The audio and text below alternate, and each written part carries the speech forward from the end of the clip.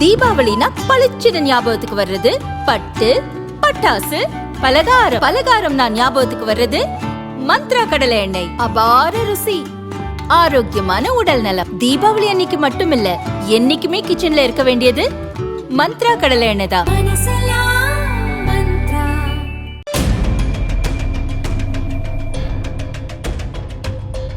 14-15 வயசு பசங்கள்லாம் கையில் கத்தி எடுத்து ரீல்ஸ் போடுறேன்னு ரொம்ப பயமாகவும் இருக்குது, வருத்தமாகவும் இருக்குது இந்த தலைமுறை போகிற போக்கு.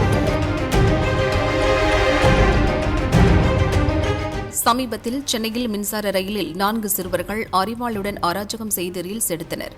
அப்போது வடமாநில வாலிபரை ரயிலிலிருந்து கீழே இழுத்து போட்டு அரிவாளால் கொடூரமாக வெட்டிவிட்டு தப்பினர். இந்த சம்பவம் தமிழகத்தையே உலுக்கியது.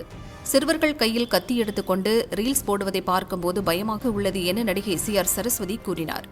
ஜெயலலிதா ஆட்சியில் இப்படி நடந்ததில்லை. போதை கலாச்சாரத்தை ஒழிக்க முதல்வர் நடவடிக்கை எடுக்க வேண்டும் எனவும் சரஸ்வதி தெரிவித்தார். போன ஆட்சியில் அதிமுக ஆட்சி இருக்கும்போது கனிமொழி மேடம் MP அவங்க என்ன சொன்னாங்கன்னா, ஒரே மது இதாக இருக்குது, இதனால் நிறைய தாலிகள் இருக்குது அப்படின்னு சொன்னாங்க. ஆனால் இன்னைக்கு அது வாயை தொடங்க மாட்டேங்கிற மது கொள்கையை பற்றி சொல்ல முடியும். ஆமாங்க, அதாவது அம்மாவுடைய 2016க்கு முன்னாடி இருந்த ஒரு ஆட்சியிலையும் அம்மா படிப்படியாக குறைப்பேன்னு சொல்லி கிட்டத்தட்ட ஒரு 1500 ஒரு 500 ஒரு 1000 கடைகளுக்கு மேலே குறைச்சாங்க. அதன் பிறகு 2014 அம்மா மீண்டும் ஜெயிச்சாங்க. அதாவது ஒரே நாளில் மூடணுங்கிறது இல்லை, படிப்படியாக குறைக்கணும் அப்படிங்கிறது தான் அம்மாவுடைய கான்செப்டாக இருந்தது. அதை அம்மா நிறைவேற்றினாங்க. அதன் பிறகு அது அப்படியே நின்று போயிருக்கு. அதை விட இன்னும் மோசமாக போயிட்டு இருக்கிறது போதை கலாச்சாரம். அதாவது இன்றைக்கி பார்த்தீங்கன்னா இந்த கஞ்சா போதைப் பொருட்கள் எல்லாம் பள்ளிக்கூடங்களில் விற்கப்படுது. சமீபத்தில் பார்த்தீங்கன்னா 14-15 வயசு பசங்கள்லாம் கையில் கத்தி எடுத்து ரீல்ஸ் போடுறேன்னு ரொம்ப பயமாகவும் இருக்குது, வருத்தமாகவும் இருக்குது இந்த தலைமுறை போகிற போக்கு.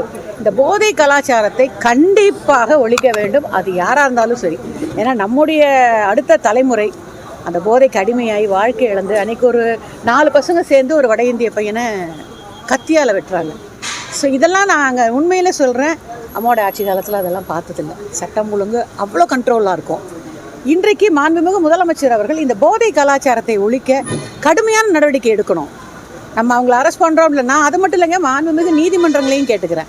இப்போது இந்த பெண்களை கற்பழிக்கிறவங்க, குழந்தைகளை கற்பழிக்கிறவங்களுக்கெல்லாம் ஜாமீனும் கொடுக்காதீங்க, அதே மாதிரி அவங்களுக்கு குறைந்தபட்ச தண்டனையும் கொடுக்காதீங்க. அதிகபட்ச தண்டனை கொடுக்கும்போது தான் பயம் வரும், அதெல்லாம் படிப்படியாக குறைய வாய்ப்பு இருக்கும். போதை கலாச்சாரம் கண்டிப்பாக ஒழிக்கப்பட வேண்டிய ஒன்று. இந்த கஞ்சாவோ சரி, மாத்திரை வகையிலையும் சரி, பள்ளிக்கூட வாசலில் காலேஜில் விற்கிறதெல்லாம் கவலையை ஏற்படுத்துது.